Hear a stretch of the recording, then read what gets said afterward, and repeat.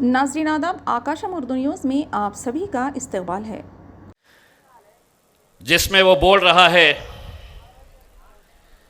कि हिंदुस्तान के मुसलमानों, कटोरा उठाओ और यहां से पाकिस्तान चले जाओ। ये योगी आदित्यनाथ का बयान है। काम की बात करने से पहले योगी, पहले तेरा हिसाब चुकाता करता हूं।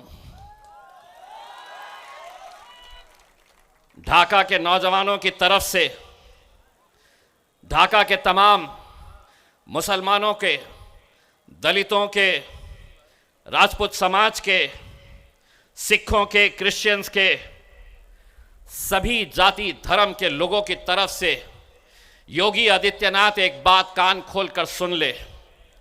ये मुल्क जितना हिंदुओं का है, ये मुल्क जितना दलितों का है, ये मुल्क जितना राजपूतों का है, जितना सिखों का है, उतना ही मुसलमानों का है।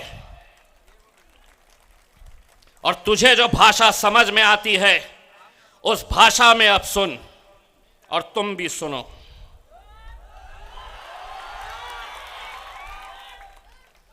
करो रिकॉर्ड और भेजो टखले को कि डराना किसी और को। अगर जबान तेरे मुंह में है तो जबान हमारे मुंह में भी है। जिस जबान में तू बात करेगा उसी जबान में तुझे जवाब दिया जाएगा। तो मुझे कहता है ये जमीन मेरी है,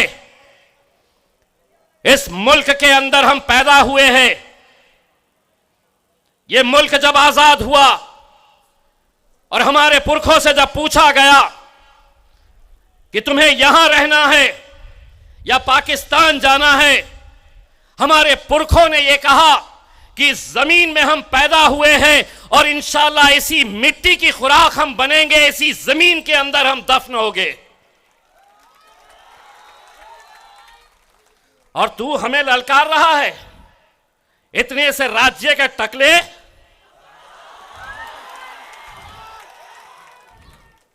पाकिस्तान चले जाओ। मैं आधा कहूंगा, आधा तुमने कहना। ए योगी, ये मुल्क तेरे, ये मुल्क तेरे। आधा मेरे ऊपर करो, आधा उधर करो।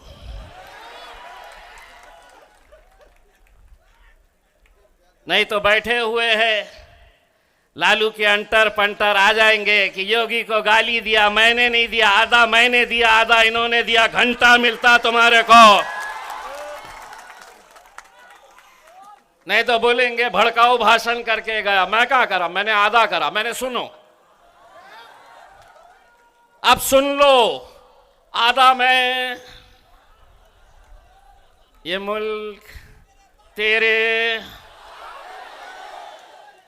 इतना बोलने पे कुछ होता? आदिल भाई लॉयर है, कुछ होता? आप वकील है, अगर कुछ करा तो उसको बोलना कि बाबा जी का ठुल्लू मिलेगा, तुझे कुछ नहीं देने वाले हैं हम। दिक्कत ये हो गई है, जो आ रहा है समझ रहे हैं हुकूमत है तो कुछ भी बोल लेंगे। एक बात सुन लो, हम जब तक शरीफ है तो बड़े शरीफ है।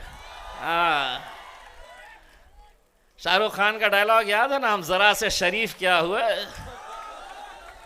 सारी दुनिया घुसा दो, अंदर ही घुसा दो पूरा कैमरा हमारे अंदर।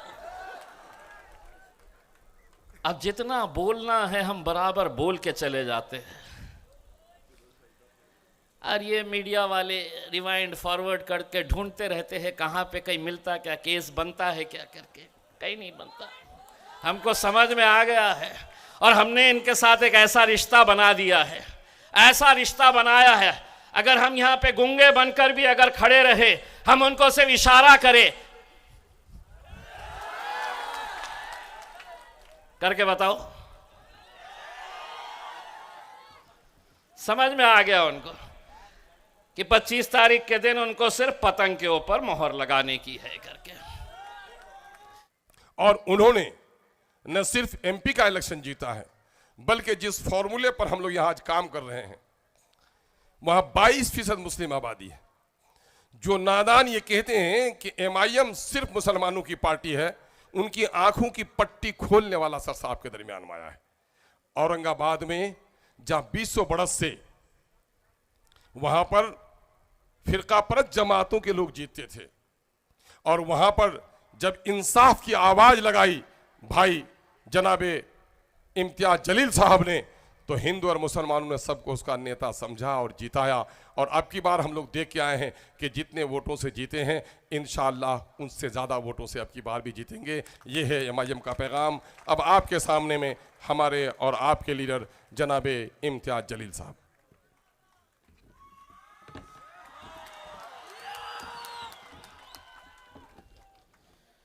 अस्सलाम वालेकुम वरहमतुल्लाहि वबरकातुहू। 25 तारीख के दिन पोलिंग बूथ पे जाना है। 9 नंबर का बटन, निशानी पतंग, हमारे भाई राणा रंजीत साहब के नाम के आगे आपको बटन इतनी ज़ोर से दबाना है, इनकी कामयाबी हिंदुस्तान में पूरी तरीक़े से राजनीति बदल देगी। मैं वो मंज़र तस्वर कर रहा हूँ जब पार्लियामेंट का पहला दिन लोकसभा में इंशाअल्लाह 5वीं मर्तबा बैरिस्टर असदुद्दीन अवैसी साहब दाखिल होंगे। उनके पीछे मेरे भाई अख्तरुल ईमान साहब दाखिल होंगे, और उन्हीं के पीछे जब मेरा दूसरा भाई राणा भी अंदर आएगा लोकसभा में, तो मैं वो तस्वर कर रहा हूँ कि मोदी और अमित शाह के चेहरे उस वक्त कैसे हो गए, और ये आपस में पूछ लेंगे अरे बाप रे ये कहाँ से आ गया है, और वो भी मजलिस के तरफ से। भाइयों, मैं महाराष्ट्र से चलकर आया हूँ,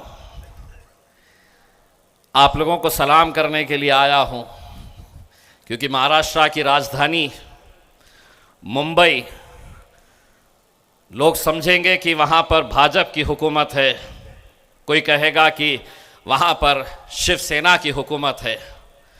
बम्बई अगर सही मायनों में कोई चलाता है तो वो मेरा बिहार का नौजवान चलाता है। इसीलिए जब आपके बारे में ये कहा जाता है, हिंदुस्तान के मुसलमानों के बारे में ये कहा जाता है,